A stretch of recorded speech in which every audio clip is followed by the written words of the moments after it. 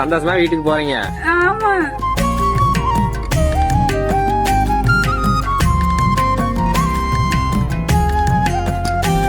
நான் உங்களோட வர மாட்டேன் என அடம் பிடித்து அழும் இறைவனின் குழந்தையாய் மாறி போன பெண். இப்ப அவங்க வீட்டுக்கு கூட்டு போக வந்திருக்காங்களா?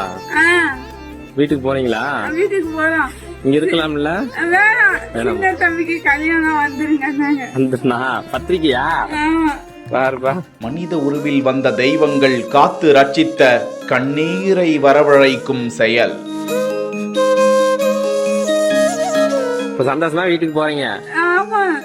ரொம்ப சந்தோஷமா? ரொம்ப சந்தோஷம். என்ன பாதுகாத்ததுக்கு நன்றி என கூறி நலமடைய செய்து உறவுகளோடு சேர்ப்பிக்கப்பட்ட சிறந்த செயல். நம்மளுக்கு என்னை பாதுகாப்பு ஓம்ல பார்த்ததுக்கு மிக்க மிக்க மிக நன்றி. நன்றிலாம் இருக்கு.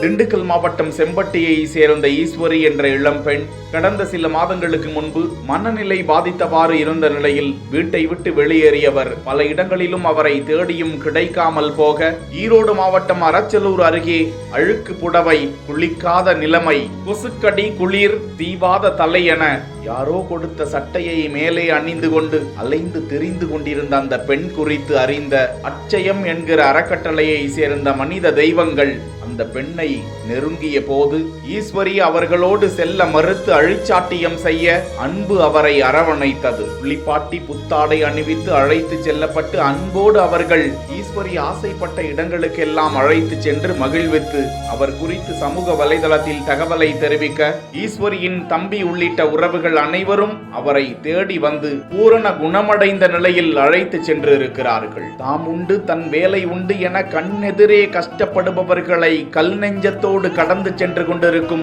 சுயநலமாக வாழும் மனிதர்கள் பலர் வாழும் இந்த மண்ணில் நடந்த இந்த பெண்ணின் மீட்பில் இறைவனையே காண முடிகிறது. நிச்சய பாத்திரமாய் உதவி செய்திட்ட அந்த அன்பு உள்ளங்களுக்கு கோடான கோடி நன்றிகள் குவிந்து வருகின்றன.